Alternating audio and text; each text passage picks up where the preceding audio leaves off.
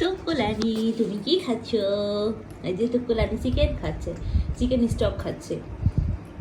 এই যে গরম চলে এসেছে, আপনারা যারা বাসায় বিড়াল পালেন তারা অবশ্যই অবশ্যই গরমের মধ্যে বেশি বেশি চিকেন স্টক খেতে দিবেন। দিনে অন্তত 2বার খেতে দিবেন, চিকেন সহ চিকেন স্টক খেতে দিবেন।